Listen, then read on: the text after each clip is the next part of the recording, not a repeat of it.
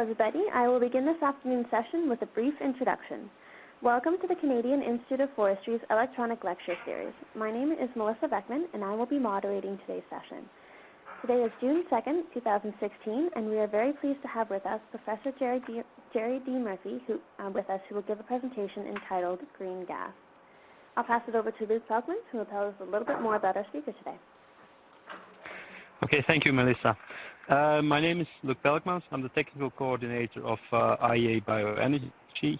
In case some of you don't know IEA Bioenergy, so we are a technology collaboration program on bioenergy under the umbrella of the International Energy Agency. So we have different tasks on different topics related to bioenergy.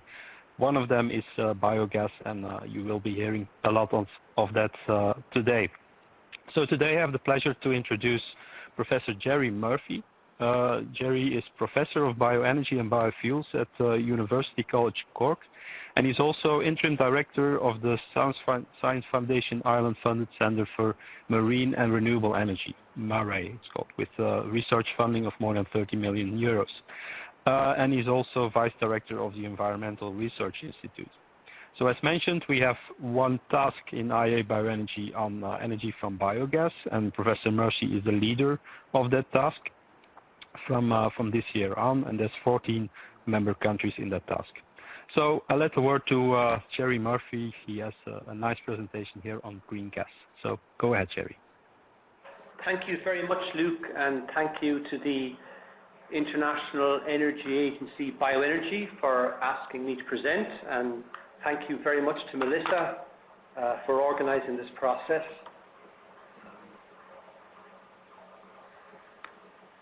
So MARE is a centre of which I'm the director, and as Luke said, we have 35 million euros of research. In Ireland, we are the Centre for Marine, the Centre for Marine and Renewable Energy, and the Centre for Renewable Energy. So we include for 6 universities in Ireland. MARE is hosted by the Environmental Research Institute, which is in University College Cork, and we have 300 researchers working in the area of environment, and marine and energy are very, very important elements of the work that we do. So we have a significant expertise in this area.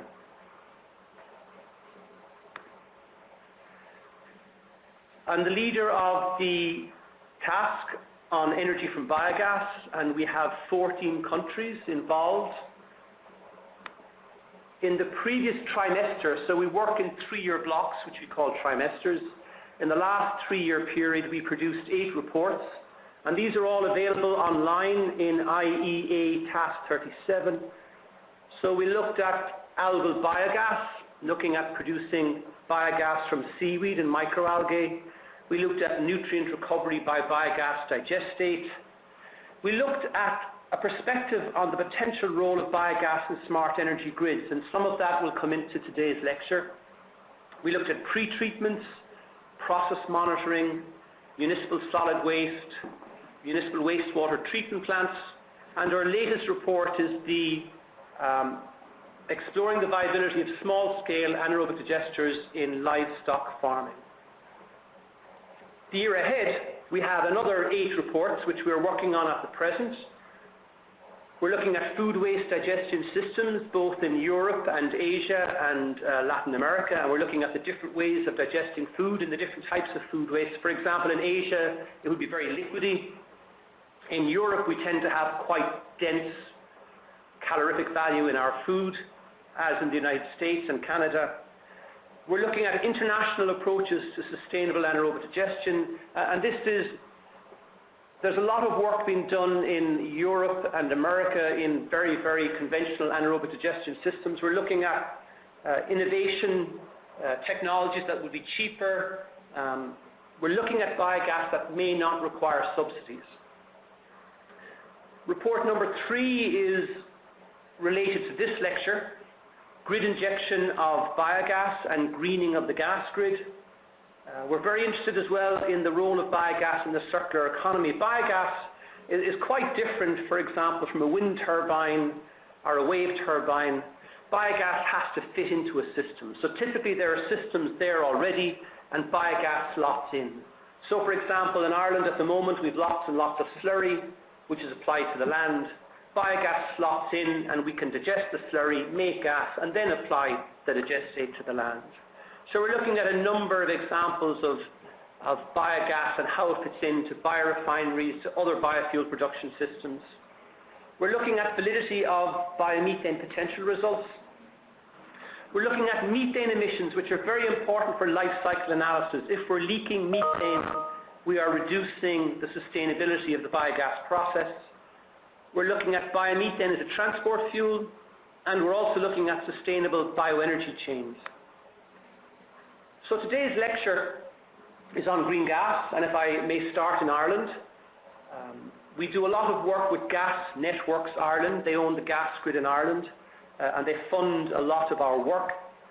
And in Ireland we have a target by 2020 to have 5% of natural gas replaced by renewable gas, by green gas, by upgraded biogas. For 2024 we have a target of 12%, and for 2030 we have a target of 20%. So there is a process of using the gas grid as a source of renewable energy into the future, with increasing portions of green gas matching the natural gas. And we would see a lot of the demand from big industry. So if you can get one large industry, for example, if you have a brewery that wants to have a green corporate identity, it's quite easy for them to have an account for wind turbines and get green electricity, but typically in Ireland and America and Canada and Britain, where we don't tend to have district heating, it's harder to get renewable heat. And in particular, if we look at Guinness, which is in Dublin, in the centre of the city, they cannot import a new wood chip system. So they're very interested in the concept of getting green gas brought in and evaporating alcohol off water. And one of those factories would be equivalent to a few thousand cars. So we would see industry, each industry is equivalent to 2,000 or 3,000 cars. So the time it takes to get cars to convert to green gas is very, very long. The time it takes industry to convert over is a lot shorter. Diageo, for example, would use green gas in Canada in gin, and I think it's supplied by Bullfrog. So they can say this alcohol is carbon neutral because they have green thermal energy and green electrical energy. Green gas, now I do apologize, this graph is slightly contaminated, you may not notice, but 6 European gas grids have committed to 100% green gas in the gas grid by 2050. And these countries include for France, which has the most extensive gas grid in Europe, and it includes for the Netherlands, for example. And the Netherlands would have probably 98% connectivity to houses. And this graphic is from the Netherlands. So it's not my graphic, it's from the Netherlands. And this is their concept, a roadmap for green gas. So they see initially using biogas from grass, from slurries, from food waste, and feeding that into the gas grid. That technology is followed by gasification of woody crops, and that is fed into the gas grid. That's followed by algae and seaweed. And then the last phase is power to gas. So the conversion of surplus electricity into hydrogen and methane. So the course of this lecture, I'm going to explore those 4 blocks. This is quite an ambitious target to replace all natural gas with green gas by 2050. And I hope my own country, Ireland, becomes the 7th European gas grid to commit to this. One thing that's quite important is that we have a lot of emphasis in Ireland on renewable electricity, and the emphasis on thermal energy and transport energy is significantly less. And when we look at electricity, typically it's 20% of final energy. So we spend an awful lot of time looking at 20% of energy, where 80% of energy use is in the thermal and transport sectors, and they're typically 40% each. And in Ireland, our renewable target for electricity is 40%, which is very, very admirable. I do believe we get very close to it, but 40% of electricity is only 8% of energy. Our targets for thermal energy and transport energy are a lot more conservative. And from our perspective, we would like to concentrate biogas in thermal energy and in transport energy, and not as such in electrical energy. If you look at different countries, they all have different problems. What we have in Ireland is that we have a very, very large agricultural sector. We have lots of cattle. We have roughly twice as many cattle as people, and they belch methane, and we have slurry holding tanks in which methane dissipates to the atmosphere, and we spread slurry on the fields where more methane dissipates to the atmosphere. We have a very large agro-food sector. We have a lot of co-ops. We produce a lot of cheese products, milk powders, baby formula. So when we look at Ireland, and this is from my colleague Professor Bruno Gallagher, and we look out to 2050, and the EU is looking at having 20% of the greenhouse gas emission in 2050 as compared to 1990. So we're reducing the greenhouse gas by a factor of 5. It's a very, very large ask. And we can look at this in terms of energy. And we can look at carbon capture, we can look at electric vehicles, we can look at energy efficiency.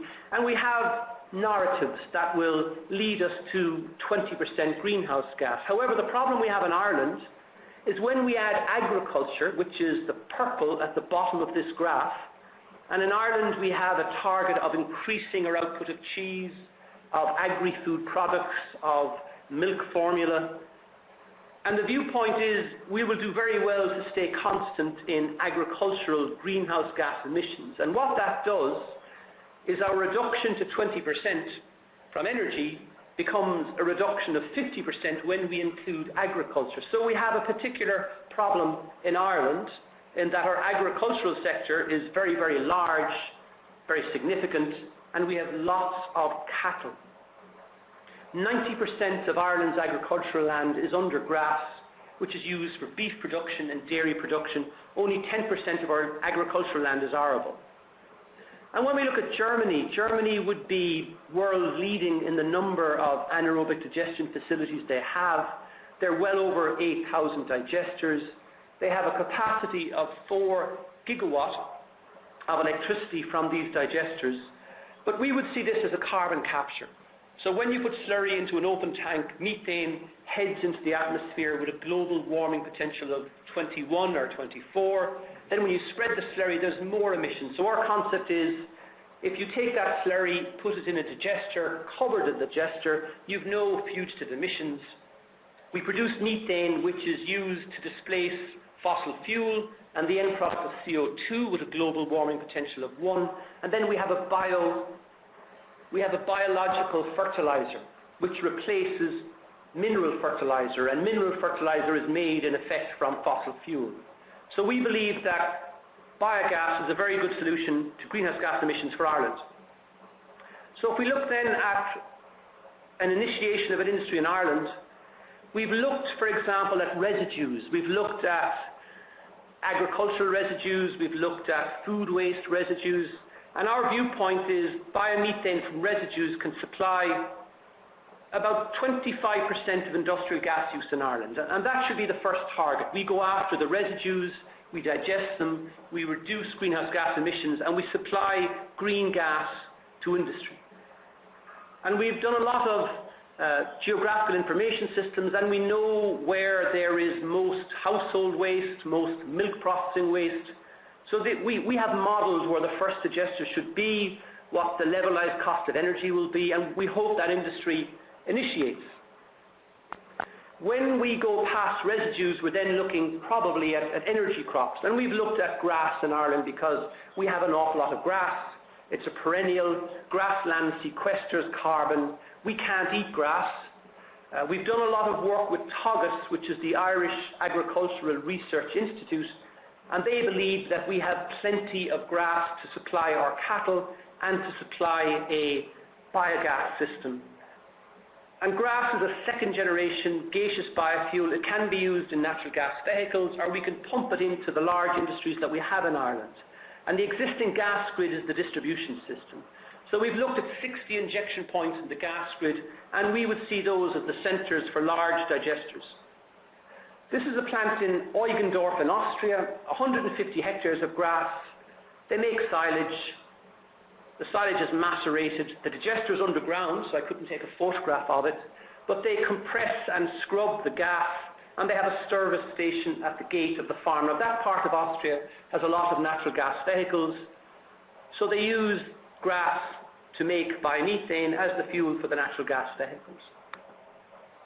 So we've done a lot of work, and this is something we have to do. We have to look at the energy balance and the sustainability. So we've done the analysis looking at all the stages in crop production, biogas production, biomethane production, digestate use. We've looked at the fertilizer, the herbicides, the lime. We've looked at the pathways for the use of biogas, and our viewpoint is very much we would like to follow the grid, whether it's grid injection of biomethane or whether we compress the biomethane in containers and take it to the industry. We're not that anxious to follow the on-site CHP route, which would be very prevalent in Denmark and in Germany. Our viewpoint is we have an awful lot of wind power, we will have photovoltaic power, we need to go after the thermal energy and the transport, and we see this in the gas grid. For example, there's a proposal at the moment in the west of Ireland for Apple to build a data centre which will require a capacity of about 150 megawatts of power to run the data centre. We would see gas, biomethane, as a very applicable source for trigeneration, where data centres take gas off the grid, they get electricity production maybe at 50%, and then they get heating and cooling from the engine for the data centre. So within the IEA, we published a report on biogas and crop digestion, and you can see there maize. Now, maize doesn't grow that well in Ireland because we're quite temperate. Maize grows very well in Austria and Germany. In Ireland, in temperate climates, we grow grass very well. But you can see that the methane yield, now a metre cubed of methane has the energy of a litre of diesel. So, for example, we're getting between 4,500 and 6,000 litres of diesel per hectare, and that is quite high.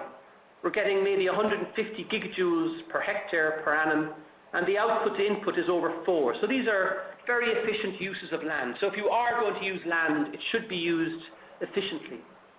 So when we look here at this net energy, for example, of grass of 122, if you're looking at canola or rapeseed biodiesel, you're probably at 40. So these are very good energy productions per hectare. We look at sustainability. So again, we look at all the different elements, and we look at using electricity to run the biogas plants, improving the heating, improving vehicle efficiency. And when we allow for carbon sequestration, we have a 75% saving of greenhouse gas as compared to the fossil fuel displaced on a whole life cycle analysis. And we typically would expect to sequester 2 tons of CO2 per hectare of grassland, and that gives us 129% saving. So in essence, we can have a carbon negative biofuel system. And if you compare that with wheat ethanol or rapeseed biodiesel, they're only giving us 45, 30% greenhouse gas savings. And within the EU, you have to have a 60% savings to be considered sustainable. So our biomethane systems are sustainable. For example, this biogas from MSW is from the EU directive. It's at 80%. So this is the default value. If you make biogas from residues, it's an 80% savings, which is probably quite conservative. The next issue obviously is money. Can it be financially sustainable? And this is very plausible from food waste, where you'll get gate fees, from cheese waste, from slurries. But when you buy a crop, you're getting into the more expensive elements. So we've looked at grass, which we would see as one of the most expensive sources of biogas. And we did a very detailed analysis, lots of scenarios. This NG is no grant, so we had no grant in the system. And it costs us 9.9 cents a kilowatt hour to produce a metre cubed of compressed biomethane. And that's equivalent to 99 cents a metre cubed of methane, or 99 cents a litre of diesel. And if we look at selling gas, typically if you sell biomethane, you get the sale price of natural gas, which is about 30 cents. So we're short 70 cents to make gas viable. What we have in Ireland, for example, in transport is we have biofuel obligation certificates. And these trade between the difference in 1 litre of imported diesel and 1 litre of biodiesel, and they have historically traded between 15 and 35 cents. We get 2 certificates from a residue or a second generation crop. So grass could be viable if the cert trades at the higher range of 35 cents a litre. This is a paper we published, and we looked at the increasing cost of biogas with increasing penetration of the market. Because when you start, you will have food waste. And in Ireland, food waste is a gate fee of maybe 70, 80 euros a tonne. So you can make relatively cheap biomethane. You might then go to sewage sludge and creamery waste, and then you're into buying. You're into buying grass, so you become more expensive. So we reckon the first 4 or 5% of energy in thermal energy from biogas will be cheap, and then it gets more expensive. We looked at grass and slurry. Again, Ireland has an awful lot of slurry. We have a very large dairy industry, a very large beef industry. And we looked, this is a little laboratory kit we used. There's 15 bottles here. Everything's done in triplicate. It's a small batch digester heated to 38 degrees Celsius. The gas goes into the system, which removes anything that isn't methane, and the methane continues on. So we can get the methane content of substrates. So what we looked at is, we have here, I think, 7 systems, all grass, all slurry, and combinations in between. And what we found is that grass gave us 107 meters cubed of methane per tonne, or 107 litres of diesel, where the slurry gave us 16. So we found that the specific methane yield decreased with more slurry. So slurry is quite watery, and grass is quite strong for methane production. But we have an awful lot of slurry in Ireland that is freely available for anaerobic digestion and would reduce the greenhouse gas emission if it were digested.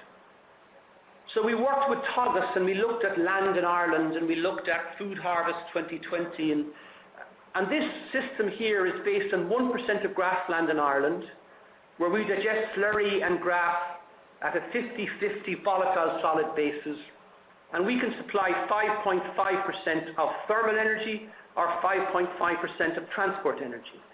And this is affected by 170 anaerobic digesters treating 10,000 tonnes per annum of grass silage and 40,000 tonnes of dairy slurry. Now again, Germany has more than 8,000 digesters.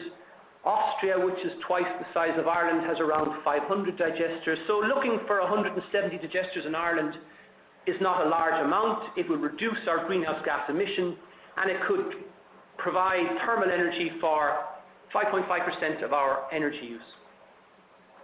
So this is part of a roadmap we're trying to sell to our government. We can have indigenous fuel, which improves the environment, reduces greenhouse gas, and brings about rural employment, and reduces our importation of fossil fuel. What we then looked at is running these digesters for a long time. So we have these 5-litre reactors, and we ran these for well over a year because we're always worried about trace element depletion. And again, we had R1, which was all slurry, up to R6, which is all grass, and variations in between. And we ran these for very long periods of time, and we increased the loading rate. So maybe 2 months at one loading rate, 2 months at a higher loading rate, another 2 months at a higher loading rate. And what we found is, for example, the slurry digester failed when we got to an organic loading rate of 3 kilograms volatile solids per meter cube per day. We raised it up again, but what we found was most of the digesters did quite well. So as we increased the loading rate, we reduced the volume, and the technology becomes cheaper, and we have a cheaper fuel. What we found over time was that when we got to a loading rate of 4 kilograms volatile solids per meter cube per day with a retention time of 19 days, we had a decrease of about 12% in the methane yield in the monodigestion of grass.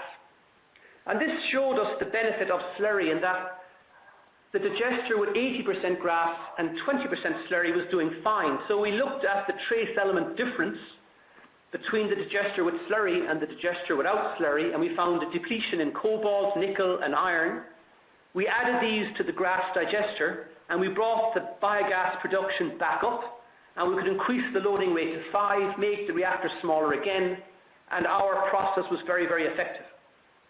So we have the technology to allow us to have small digesters treating grass, and we know what is needed to make sure these digesters work well. A very interesting aspect of biogas is its dispatchability. So we wrote a report in the last trimester on the potential role of biogas in smart energy grids. And what we're looking at is that Ireland, for example, will have close to 40% renewable electricity, which will be intermittent in nature and variable in nature. So we don't know when the wind is going to blow, and in Ireland we don't have an awful lot of sunshine. Where with biogas you can store the gas. And this is very, very important, and I think it's one of the major drivers for biogas going into the future. And we talk about demand-driven biogas. And what we have found, and work has been done in Germany, we're doing a lot of academic work here, there's digesters in Sweden operating in this mode, that if you feed the digesters at particular times intermittently, you can ramp up the biogas production, which will fall down later. So what we have found is that if you feed the digester at a particular time, you can ramp up the biogas production by a factor of over 4. So if you look at Germany with 4 gigawatt capacity, if all those digesters operated in demand-driven mode, that 4 gigawatts could become 16 gigawatts at times of maximum demand for electricity. So we can vary the feeding of the digester, and we can also put the biogas in a bag and store it. And when electricity is required, and when the wind is low, at 7 o'clock in the morning, people are having showers, operating ovens, there's no wind, it's cloudy, there's a huge demand, we can turn on the biogas plants. And a lot of biogas facilities in Germany and Switzerland are co-opting together. So you could have 1,000 digesters working together and agreeing when they will come online, which is dependent upon when the grid demands the electricity. So this is an aspect which is very, very important, which we'll come back to again later. The second stage of the industry is gasification. And in this technology, which really isn't a part of Task 37, so I won't spend too much time, but it's woody crops. You gasify woody crops, you can convert the gases to methane and inject it to the gas grid. So Biogas in Gothenburg has a gasifier which is making pure methane. And we've looked at this in Ireland, and we've looked at some of our grid injection points. And what we looked at in Ireland was 11 gasifiers, each of 50 megawatts, each requiring 7,000 hectares, supplying 5.5% of thermal energy or 5.5% of transport. So these 11 plants do the exact same job as the 170 grass and slurry digesters. So we have alternatives, or we have what we would prefer to say continuation of the industry. So after you've digested all the residues, after you've digested available grass, you can then gasify woody crops. And this could be willow or miscanthus, or you can import woody crops from, for example, Canada, and you could have them on the major ports. So it's an extra source of green gas, and this is something that the Netherlands would look at, for example, in Rotterdam, the port of Europe, bring in woody chips, gasifiers in the harbour, and you put that gas directly into the gas grid and export it around Europe. The third stage of the industry is algae, in particular seaweed. The EU had a communication that they would like 1.25% of biofuel to be from advanced sources, such as seaweed, by 2020. So this was a driver for work we did in my lab here. How do you make biofuel from seaweed? And again, just like food waste, there's always some residue. So this is Ulva lactuca. It's algal bloom. And if you look at these little red dots around Ireland, this is where we have eutrophication from excess nitrogen going into estuaries. Where we have long, narrow, shallow estuaries, we get this bloom, and it's horrible. The smell of hydrogen sulfide is very poor. And in this little bay, there's 85 hectares covered to a depth of 300 mil when the tide goes out. And it's 10,000 tons total solids per year is dropped on the beach. So you can see it's quite a beautiful beach, but it's very smelly, and we have to take it off. So we have looked at converting that to gas, and that little bay would power 250 cars if we took this seaweed and digested it with slurry. This is a very big problem in China, in Denmark, in France. So where I live in Ireland, it's called Oyster Haven, and we have French farmers who farm oysters in my bay, because where they came from in France, in Lannon Bay, there is 100,000 tons of this bloom that sits on the beach, which stops the production of oysters. We then move on to the other seaweeds, which are not foul. These are very, very beautiful seaweeds. Laminari digitata, Saccharina latissima. I've eaten this out of the water where we cultivate it in West Cork. I was in China last year, and it was the main meal. Saccharina latissima. So these are very nice. Ascophyllum nodosum. We harvest 30,000 tons of this a year in Ireland, and it's used as a vegetarian substitute for gelling agents. So rather than melting down cows' hooves to make cheesecake, you can take the alginate from seaweed to make your gelling agents. But we have found we're getting 30 meters cubed of methane per ton, which is about 30 litres of diesel per ton, which is relatively good.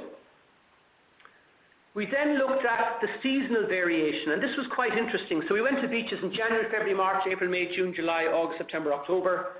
And I know it's different in the southern hemisphere, but in the northern hemisphere, July is the height of summer. So we found that the carbon to nitrogen ratio increased as we came to summer. This is the end of summer, and the carbon to nitrogen ratio is 40. For good anaerobic digestion, you'd like to be between 20 and 30. So you would say from November till July, we could harvest seaweed, and it's very difficult to digest seaweed in January. You can see the carbohydrate content increases. And what's also very important is this is the ash content, and ash in seaweed is predominantly salt. Ash has no energy value, but salt inhibits anaerobic digestion. So it's ideal to take in your seaweed in August or September because you've very little salt, you've lots of carbohydrates, and your C10 ratio is quite good. And this transferred into 50 meters cubed of methane per ton of seaweed in August as compared to 17 in January. So there's a harvest period for seaweed, which is around August for Laminari digitata. We then looked at another seaweed, Ascophyllum nodosum, and this is harvested in Ireland already. And what we found, we've lots of polyphenols. So this red line is polyphenols, and they come out in the summer, and they inhibit methane production. So for Ascophyllum nodosum, we found the best harvest was in March and in October. So if you're going to run a biogas plant, for Laminaria, you harvest in August. For Ascophyllum, you can harvest in March or in October. We then looked at the long-term digestion of seaweed. So there is a concern about salt. And what we have done with salt is we found, well, we need to harvest when the salt is least and when the carbohydrates are higher. That's generally August. And we can also add warm water to remove salt from the seaweed. So we can see here, this is the biomethane potential from the batch test. So we did that first. And then we put in our seaweed and we ran it for, in this case, we're at 30 weeks. And again, we increased the loading rate to 2, to 3, to 4. And this is very good. Before we started this work, we expected failure at about an organic loading rate of 2. So now we've halved the size of the digester. And when we went to 5, it began to fail. We also found that the biogas production in the digester was higher than the batch system, which is anti-intuitive. So we took a sample out of the digester after it was operating for a while, and we repeated the batch test, and we got a higher BMP. And what we have found, and we published this work, is the taxonomy of the microbes change because they now are used to the fact they're being fed seaweed as opposed to slurry or as opposed to grass. We've also done multi-phase ingestion, where in the first reactor we keep a very low pH, very high loading rate, and we just make volatile fatty acids. So we make acetic, butyric acid, and then we feed the digester the volatile fatty acids, and we get far higher methane than feeding it seaweed. So in essence, we need to convert our digester to a seaweed digester, or we need to feed volatile fatty acids from the seaweeds to the anaerobic digestion system. But we're very, very surprised. We have very stable digestion of seaweed over long periods of time with the salt content.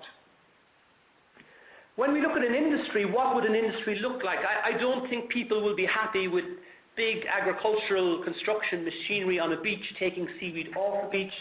People are probably not going to be happy with ships taking natural stocks of seaweed out of the shore. So we're looking at growing seaweed. And in Ireland, we have a lot of proposals for fish farms. And if you consider that fish has roughly 10% the carbon intensity of beef. So if Ireland were to convert from eating beef to eating fish, we would reduce the carbon in our food by a factor of about 10. So if we're looking at 0.2 hectares of arable land on the planet per person, at some stage we're going to go to the sea and start growing fish. So Ireland has a lot of proposals for fish farms, and a problem with fish farms is that they cause eutrophication because you've lots of fish in a very small space. So the concept is to grow seaweed around the fish farms and to take that excess nutrient out of the water. So colleagues of ours in the Dahio Murricahu Research Centre are growing seaweed in West Cork, and we've been going down to them. They grow seaweed in pristine waters, and they grow seaweed next to the fish farm. There's an awful lot more seaweed next to a fish farm than in pristine waters. I understand in China they fertilize seaweed. So we're looking at getting as much seaweed as possible per hectare of land, and we want that seaweed to be out at sea next to a fish farm, and we want to leave natural stocks alone. We also looked at this concept of, if the seaweed is going to harvest in August, how do we store it all year round? So we had 95 silage pits, little ones here that you can see, and we ensiled 5 different species of seaweed. And for 4 of those, we made more methane from the silage than the fresh seaweed. So this is like a pre-treatment and a storage system. So when we put seaweed into an ensiling system, an anaerobic ensiling system, we generate lovely acids, volatile fatty acids, maybe some lactic acid, acetic acid, and at the end of 90 days we have a lovely volatile fatty acid-based silage. And the anaerobic digesters were giving us 30% more gas from the ensiled seaweed from the fresh seaweed in some cases. So we're looking at the concept of growing seaweed next to a fish farm, bringing it ashore, ensiling it, and having a year-round supply of ensiled seaweed. So we have published this work in Task 37, a perspective on algal biogas. We also looked at microalgae, and these are seen as a feedstock of the future. So we looked at capturing carbon from a coal-fired plant, and we looked at a case study, for example, in Ireland, a 1 gigawatt coal plant, and we would need about 34,000 hectares of collection system. So these are typically 300 mil deep. You have about 0.1% total solid solution. So we found this to be difficult. What we found to be more applicable is these niche technologies. So we've looked at the concept of microalgae upgrading biogas. So here's our digester, which could be digesting food waste, or slurry, or seaweed, and we have biogas. And what we can do is pass the biogas through the microalgae system, and the microalgae take out CO2. Now they do add oxygen, but we can have an indirect system, so we can use microalgae to upgrade biogas. And then the digestate, which is very rich in nutrients, we could pass that also to the microalgae and reduce the nutrients in the digestate, reducing the required land spread area. So if you have an area with a lot of eutrophication and the digestate is a problem, you can grow microalgae. The microalgae can be used in the biorefinery system, and some of the microalgae can go back into the digester.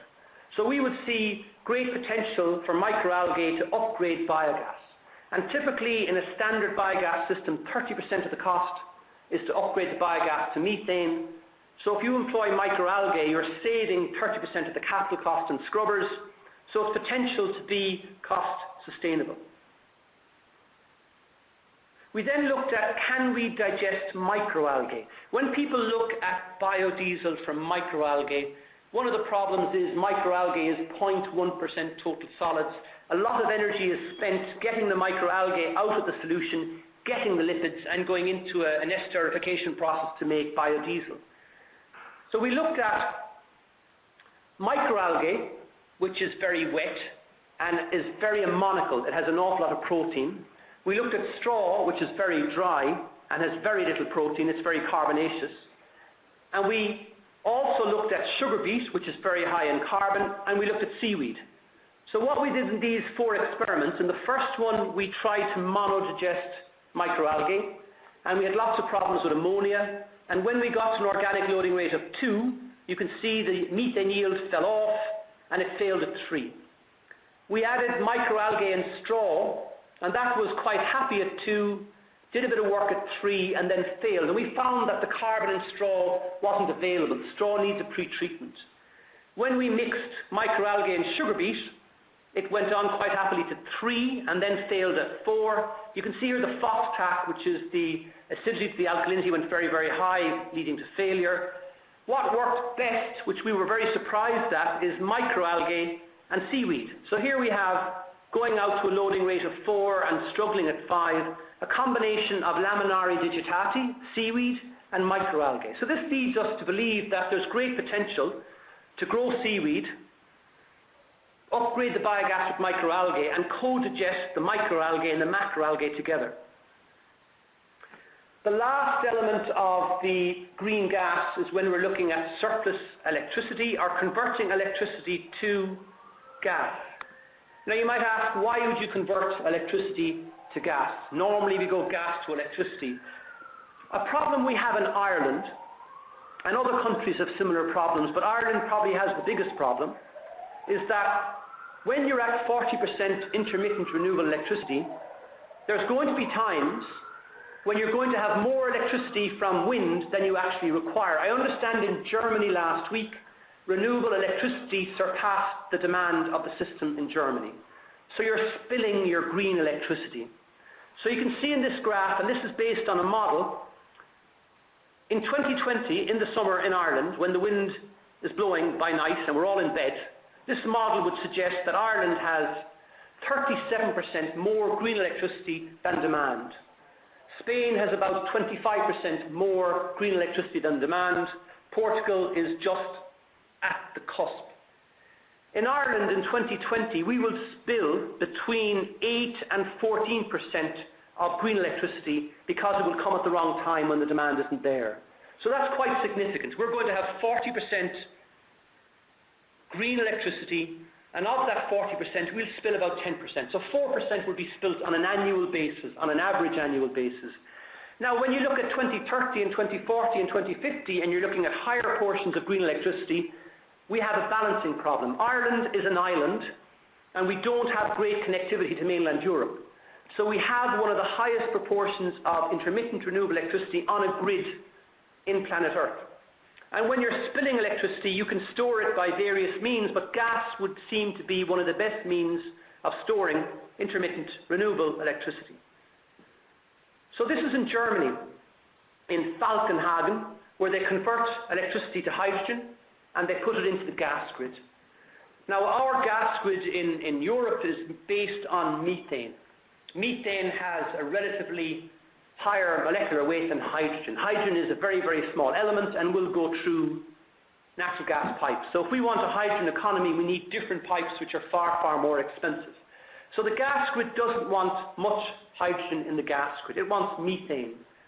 So a concept that is readily known is we can convert electricity to hydrogen at between 70 and 90% efficiency. There's this SOEC technology that uses surplus heat and can give you over 90% of the energy back as hydrogen from surplus electricity. Now in the future we may have hydrogen fuel cell cars, so we could have these electrolysis systems at service stations feeding hydrogen to cars.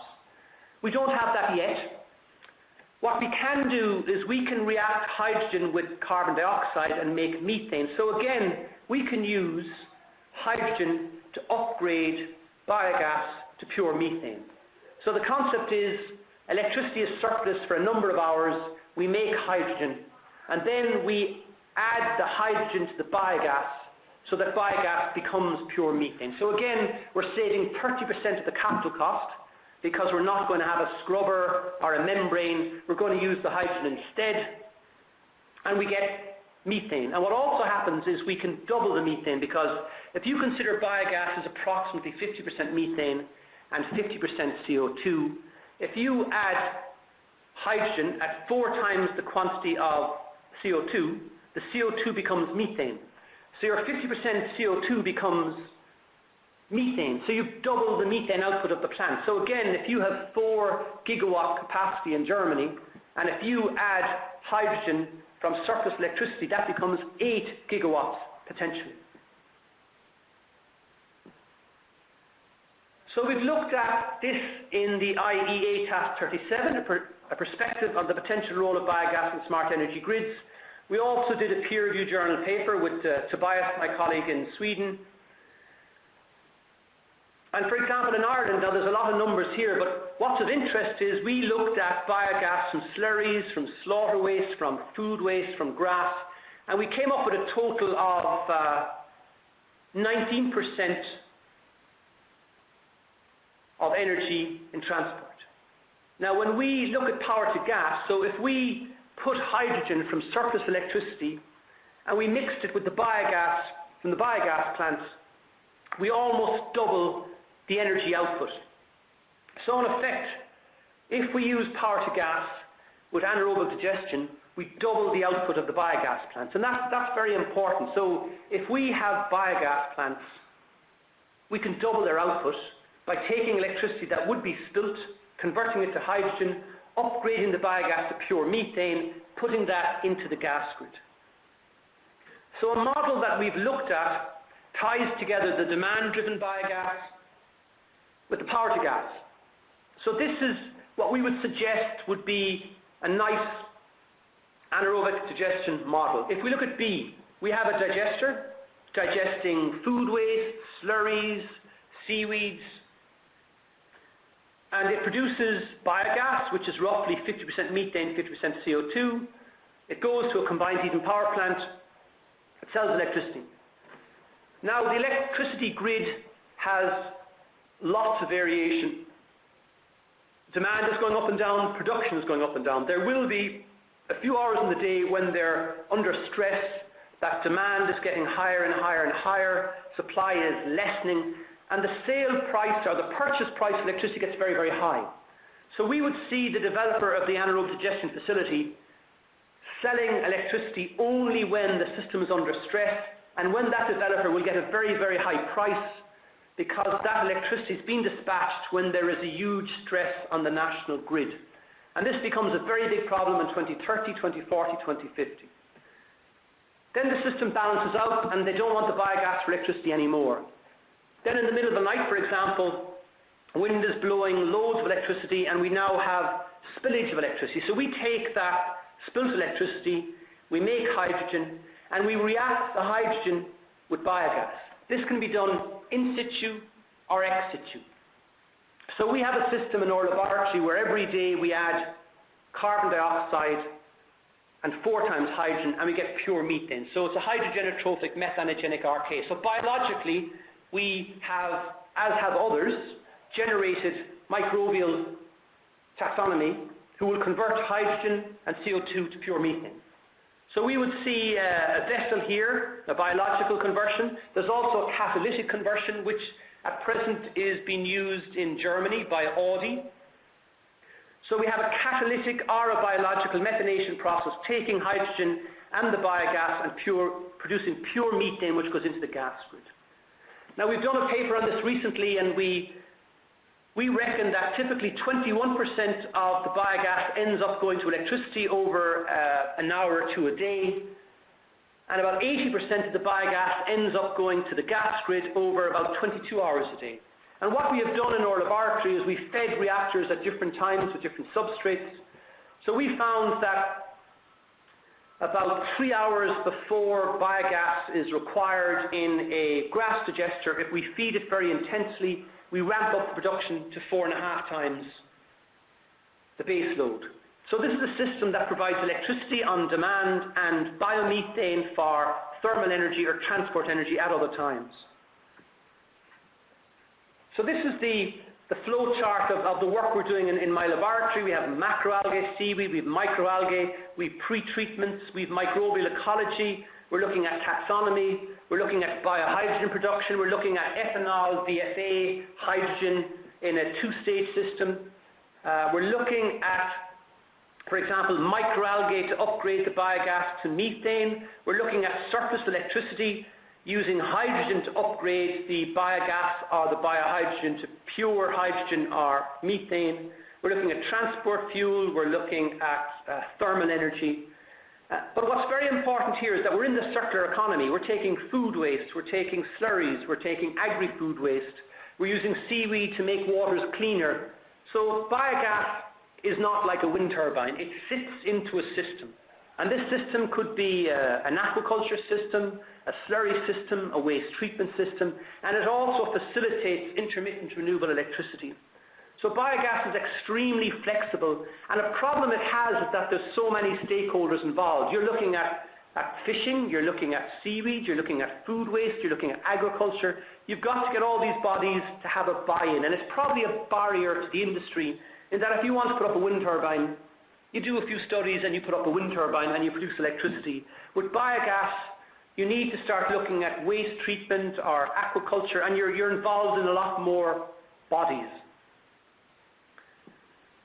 So this is a graphic from one of my students, and it shows the biogas system, and it shows all the routes that we can do, the demand-driven biogas, we can supply electricity, we have conventional biogas upgrading, we have electrolyzers, we can make hydrogen. So we've lots of different scenarios there. And this is a graphic that I want to leave you with from colleagues of mine, Joachim Bard in Fraunhofer, IWES. And this is something that I think is extremely important in the discussion on renewable energy. And this looks at an integrated system approach where you have wind, wave, solar, PV, and you're producing electricity, and electricity goes to the electricity grid. But then there's going to be times when there is surplus electricity, and we can go to power to gas, and we can make hydrogen.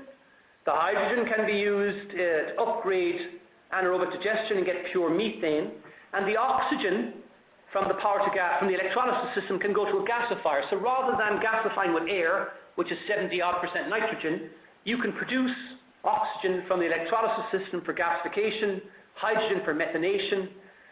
We then have methane, which can be used LNG for, I understand Rotterdam wants to have ships running on LNG or LBG, liquid biogas. You can go Fischer-Tropsch and make liquid fuels.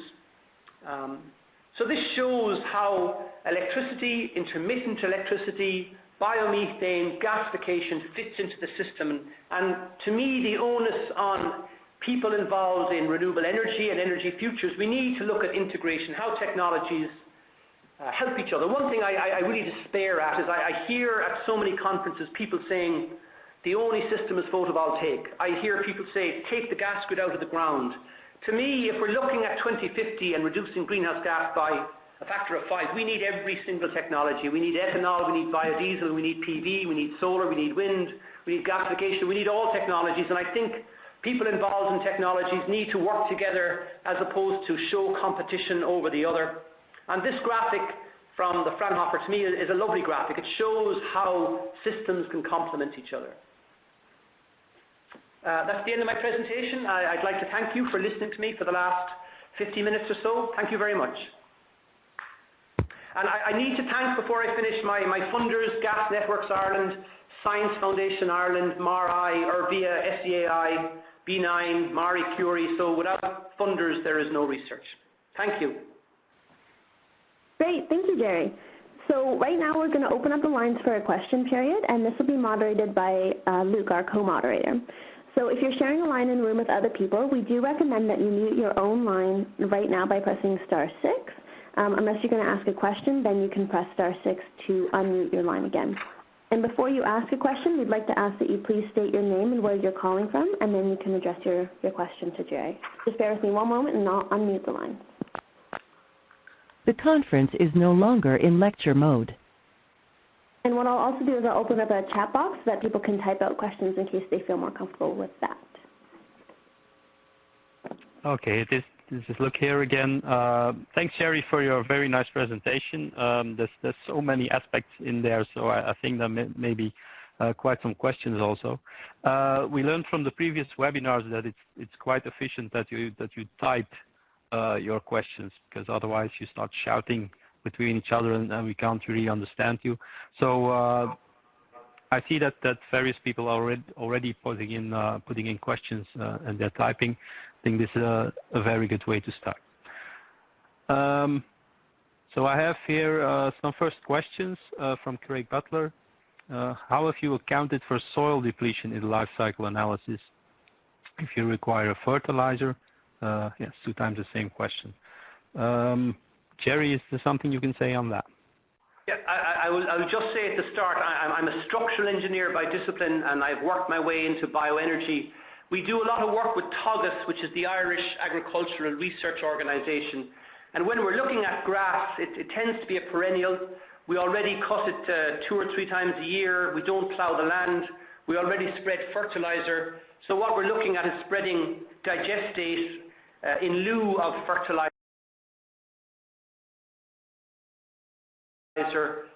So we're putting the carbon back on the soil. So I am no expert in soil depletion, but I don't see the added stress to the soil by doing what we already do. In Ireland, when we look at grassland, we don't tend to plough the grassland.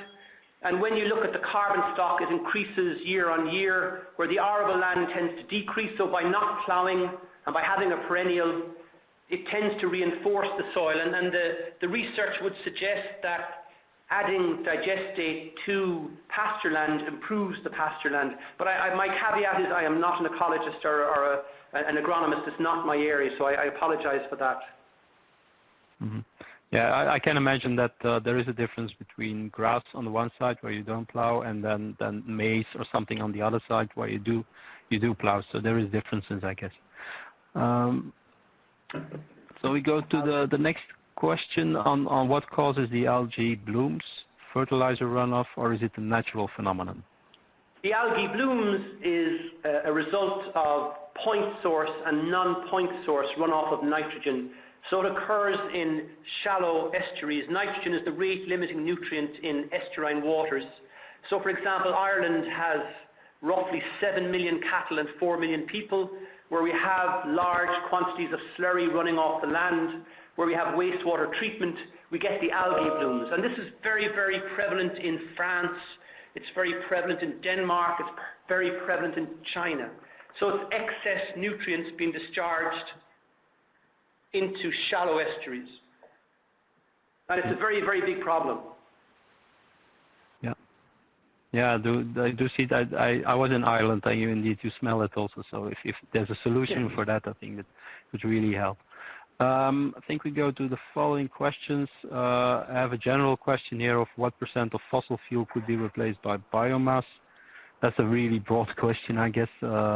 You already put in perspectives in Ireland, I guess. Yeah, I think we have concentrated on biogas and the combination of residues, 1% of grassland, and also using excess surplus electricity to upgrade the biogas. We reckon we can get to 40 or 50% of energy in transport or energy in thermal energy relatively readily. And if you want to expand an industry, well, you would be using microalgae to upgrade, and then you have microalgae. So I think we could easily be looking at 50% of bioenergy by 2050, easily. But of course that's region dependent, and also depends what type of biomass you have in a certain region and country.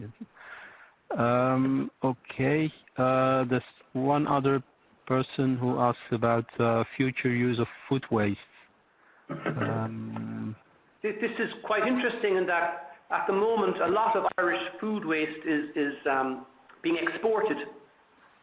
And in the UK, over the last number of years, I think they've built up to 100 food waste digesters. And it's something we're now looking at in Ireland. I mean, food waste is very, very amenable to anaerobic digestion, as you would imagine. I visited a facility outside Vienna where food that was out of date was digested. So you're looking at something that's, just 2 or 3 days out of date, and now it's not fit for human consumption, and the amount of food we throw out is ridiculous. So we reckon if we got all the food waste in Ireland, we could supply 2 or 3% of energy in transport or energy in thermal energy. And again, we have a study. Food waste is extremely different in Asia. I was in China last year. They have very liquidy foods. They have lots of leachates. Where in Western Europe and in America, we have very high-dense, very concentrated calories in our food. But it's very, very amenable to digestion. I mean, it's a fantastic feedstock. It's not a difficult feedstock. So we believe that food waste should all be digested. Okay. Following question is a matter of costs. So have you compared the different types of feeding in biomethane into the gas grid? So different systems that you have, can you compare the cost of them? What we found now, it depends on the geographical and the political region, in that food waste in Ireland can give you a gate fee of 60, 70 euros a tonne. So we reckon that you can make green gas for around 40 cents a litre of diesel equivalent. When you start looking at slurries and agri-food waste, we believe you can do it around 80 cents a litre of diesel equivalent. And when you're looking at grass, we think it can be done for €1 a litre of diesel equivalent. When we look at gasification of woody crops, because I see that's coming up as well, when we did the study on gasification of woody crops, there is a viewpoint in Ireland that we will have wood chips. And what's proposed in Ireland, and this may be similar to American Britain but dissimilar to Europe, we don't have district heating. We do not have district heating. And when you're looking at existing cities that are quite well built up, there is a viewpoint that we will have wood chip boilers in houses, and they will store the wood chips, and typically the cost per house is maybe a capital cost of 6,000 or 7,000. In our study of gasification, our viewpoint was a big 50 megawatt gasifier producing green gas, which goes into the gas grid that goes to the house, is cheaper than all those houses having their own small wood boiler, wood pellet systems. So our viewpoint is gasification of wood with economies of scale can be cheaper than houses converting their own particular house to a wood chip or wood pellet boiler system. Okay, that's a very interesting statement. Next question, why injecting hydrogen to the digester instead of using it for transportation? Maybe the question is also, do you see this as a transition technology or something for the longer term as well? Well, I mean, if I was looking at surplus electricity and using electrolysis to make hydrogen, to me, the easiest step is you have a hydrogen fuel cell car waiting to take that hydrogen. At the moment, we don't have a lot of hydrogen fuel cell cars. We don't have distribution systems for hydrogen. So my viewpoint is using surplus electricity to make hydrogen to upgrade biogas to pure methane is probably a transition for the next 20 or 30 years until we have hydrogen fuel cell cars. But there is again, I'm not an electrical engineer, but I'm told by my electrical engineering colleagues that you can actually be paid to take electricity off the grid when the supply is very, very high.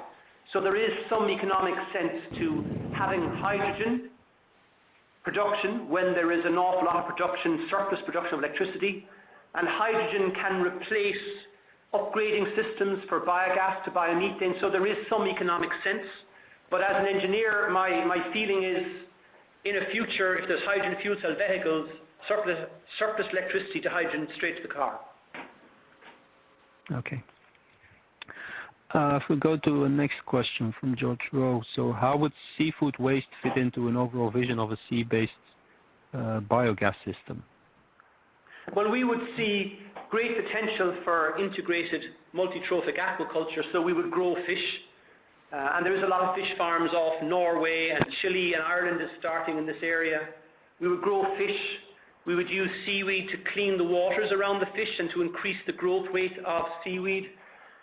The digesters would be on the coast. We would see a ship going out to fish farms, arriving back into a large digester which would be on the coast, close to a gas line.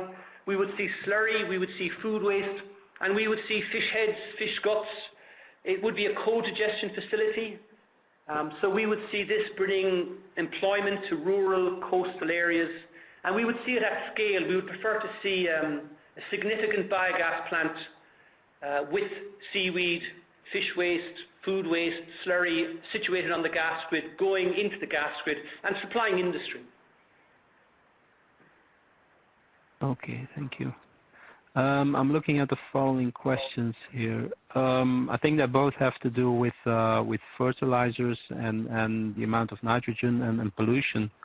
So if less fertilizer is used to reduce algae bloom, then you have to replace it by something else. I think that's the first question. And the second is about replacing the fertilizer with digestate, eliminate algae bloom.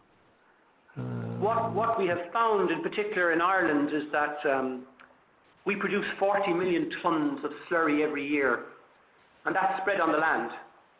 And the mineralization of slurry is greatly improved by anaerobic digestion. So again, I'm using figures that are not mine. If you put slurry on the land, of the order of 15% of the fertilizer value is available to the land or the crop, and around 80% tends to run off and head towards a watercourse and work its way into a river.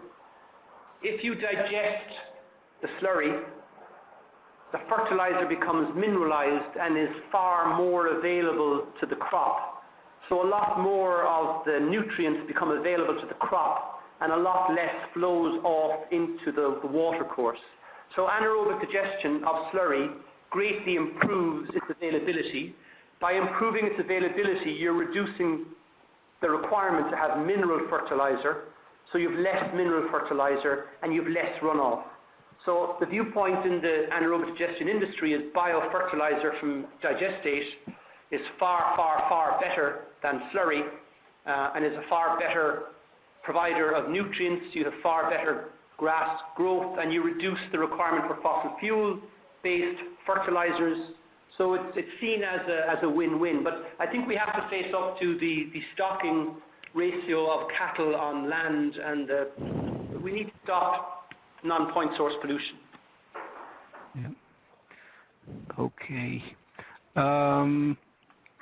Another question here. What's the main contaminant in biomethane? I guess he means in biogas that needs to be removed before you can put it into the grid.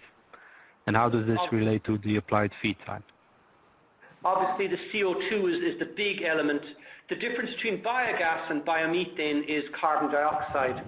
So very, very simplistically, 50% of biogas is methane, 50% is CO2. You can put that into an engine and make electricity and heat. But if you want to go into the gas grid, you have to take out the CO2. Now, there's also other elements such as hydrogen sulfide, which can be removed, and sometimes use siloxanes, but CO2 is the main element. And in the big plants in Sweden, you would be spending 30% of the capital cost taking out CO2. So we see great benefit in using microalgae to take out CO2 or hydrogen from surplus electricity to take out CO2. So the difference is CO2. Okay. Just a question from my side. I know there's some work going on the quality of what you put into the grid. So what contaminants that you're still allowed to have in the natural gas grids actually? Do you know the status of this work? Is there some norms from CEN, for instance, in preparation, or do you know something about that? I know there's work under place, but I apologize, I don't know the definite outcome. I know, for example, there's a case to be made for putting biomethane into the main gas grid rather than the distribution grid. I mean, if you put biomethane into what I would call the motorway grid, it's going to be 2 or 3% of all the natural gas. A problem with putting biomethane into the local grid is that it can be 60-70% of the natural gas, and that can be very problematic in the summer when we have a trough. But I mean, I know people are looking at oxygen levels, but I apologize, I don't have the answer to that, Luke. Okay, no problem. I have a question here which I don't really understand. How far we are for 3G at third generation technologies? I guess they mean algae then? Well, I think they're talking about third generation biofuels. I mean, we have a cap in Europe on biofuels from sugars and starches. So the sugar beet ethanol and the rapeseed biodiesel are limited to 7%, and there's a viewpoint we need to get 3% from second or third generation. I suppose third generation is algae, so it's seaweed and it's microalgae. And from our perspective, there is potential to have, there is a seaweed digester in Denmark in operation, so it's producing third generation gaseous fuel. So it can be done. It's just the economics and it's the optimization of the system. So it's an early technology. But in Denmark, there's a plant where they take cast seaweed off 20 kilometers of beaches and they put it into the digester. They also have a factory that takes seaweeds and removes alginates for the food industry, and the residue goes into the digester. So that, in my mind, is the first operating seaweed digester on the planet. And the feedstock, or the output, would be a third generation biofuel. And if that was used in an NGV, it would be considered a third generation transport fuel. So we could do it, but obviously the economics and the commercialization need to be improved. Yeah. Okay.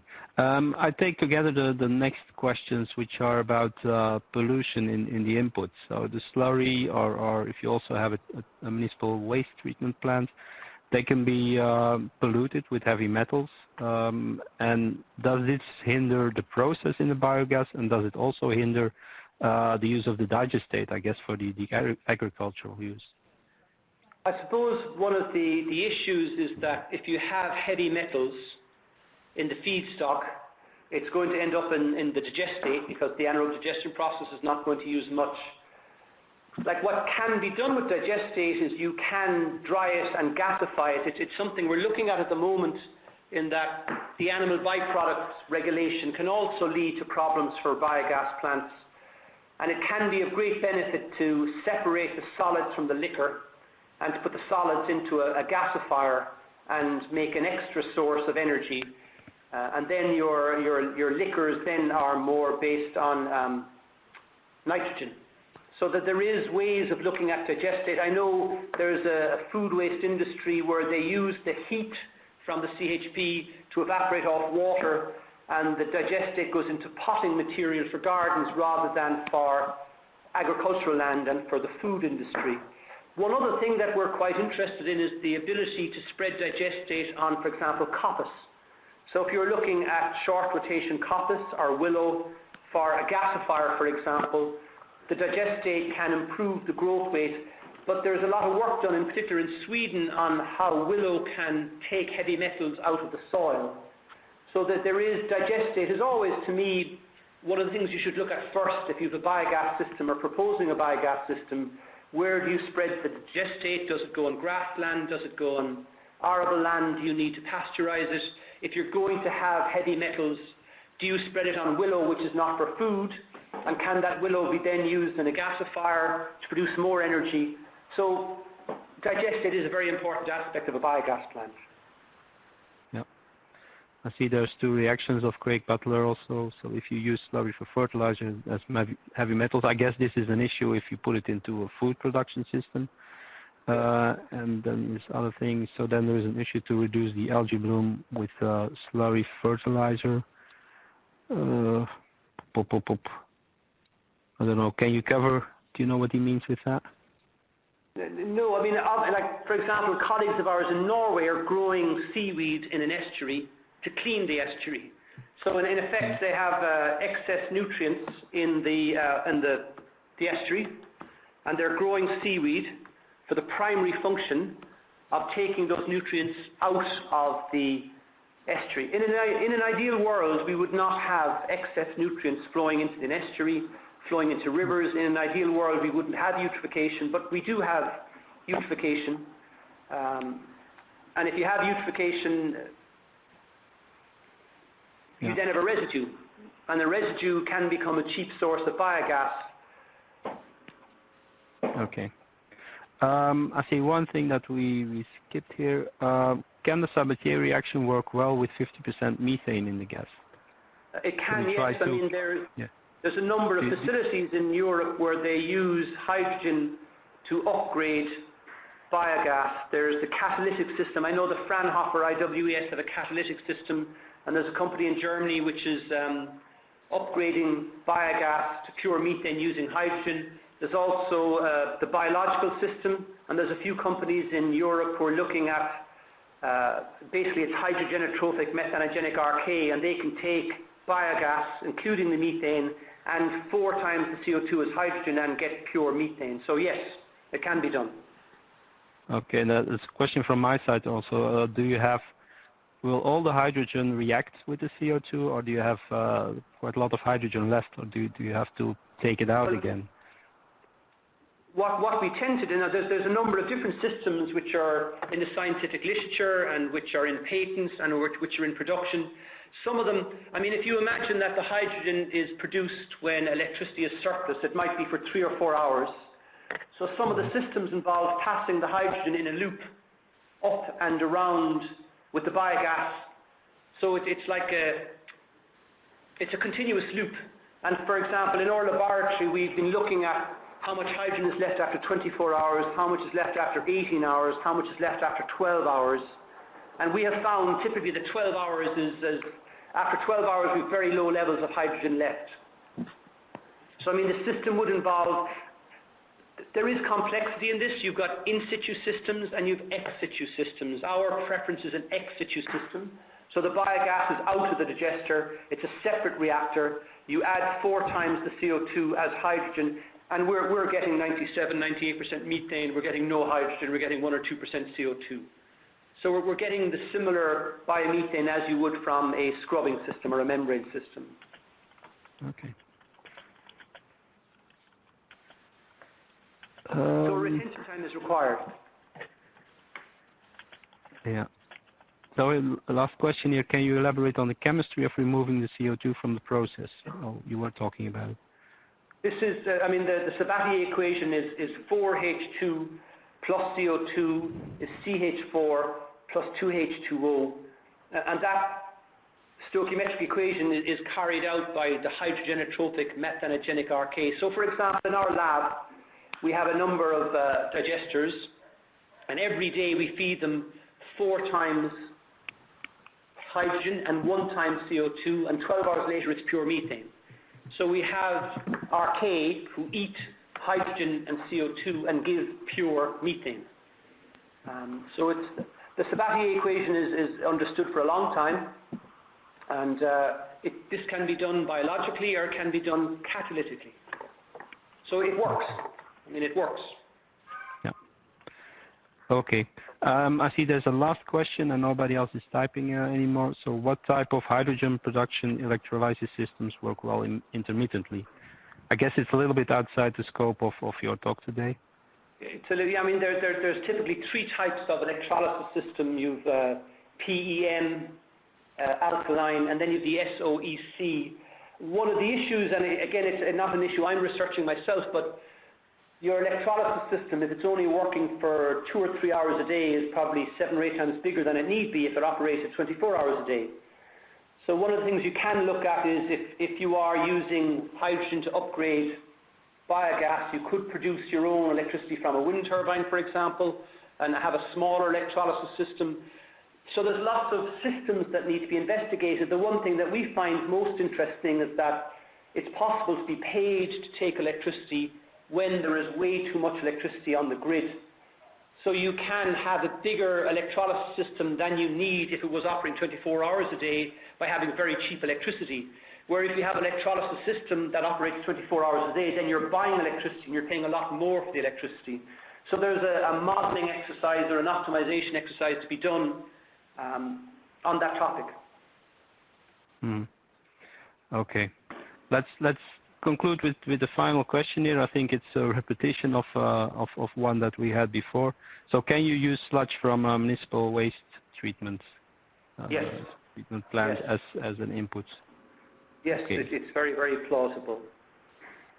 Yeah. I mean, anaerobic digestion really would have started, I think it was an engineer, Cameron, in Exeter, had the first anaerobic digester was based on sludge, wastewater sludge. There was a Frenchman also did it, but we tended to start on sludge, and I mean, all across Ireland we must have, I suppose, 70 or 80 sludge digesters, and anaerobic digestion would have started with wastewater treatment, and it's moved on to higher density waste such as agri-food waste, and then it moved to crops, predominantly in Germany. But it came from sewage sludge, that's where it started. Yep. Started with a problem, and now there's a lot of opportunities which are evolving. Okay. I suggest that we close this webinar. Thanks, Harry, for all the answers that you provided. It's very clear that you know a lot about it. It's your main topic also. I don't know, Melissa, if you would like to say something. So from my side, we can also announce that the whole presentation will be on the IEA Bioenergy website. This presentation will come on very soon, and also the talk itself, so you can listen to it again afterwards. Okay, Melissa, is there a closing word from your side? Yeah, sure. So I just posted actually in the chat box the link for where the webinar will eventually be posted. And I'd like to thank everybody for participating today, especially to Jerry Murphy, who gave a great presentation, and Luke, who is a wonderful co-moderator. And that's all from us. So thanks again for joining us, and have a great day, guys. Okay. Thank you very much. Thank you, Melissa. Thank you, Luke. Thank you. Kate. Thank you. Bye-bye. Bye. This conference is no longer being recorded.